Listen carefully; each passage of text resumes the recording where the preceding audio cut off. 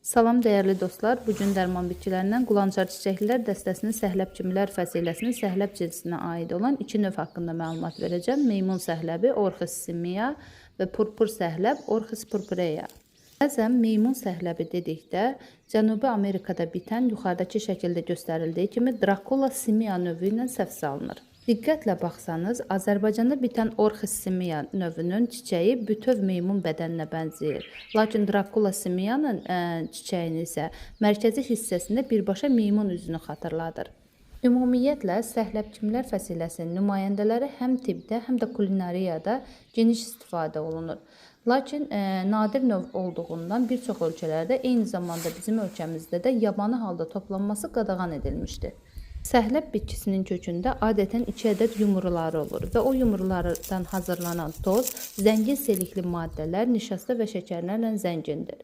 Alternativ təbabətdə tənəffüs sistemi xəstəliklərində öskürəyi yumşaldır, bronxit və boğaz ağrıları zamanı bəlğəm gətirici vasitə kimi istifadə olunur. Həmçinin həzm sistemində mədə və bağırsaq iltihablarını sakitləşdirir, qəbizlik və ishal problemlərində bağırsaq fəaliyyətini tənzimləyir.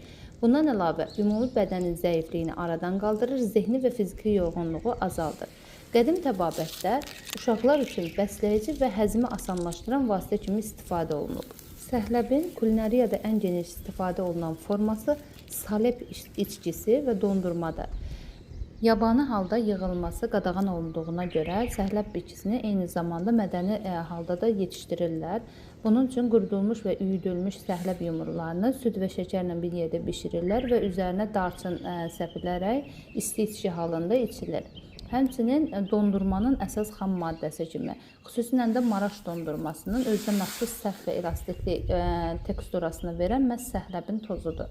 Digər növ olan purpur səhləbdə həm çoxillik, bəzəkli, nadir bir bitkidir. Həmçinin müalicəvi əhəmiyyətə malikdir. Torpaqaltı yumrularından qədim zamanda səhləb unu hazırlanıb. Eyni öskürək əleyhinə yumşaldıcı, həzm sistemini tənzimləyici xüsusiyyətlərə malikdir. Beləliklə dostlar, ətrafımızdakı bitkiləri tanımaq və əhəmiyyətini öyrənmək üçün bu cür videoları bəyənməyi və paylaşmağı unutmayın. Sağ olun, sağlıqlı qalın.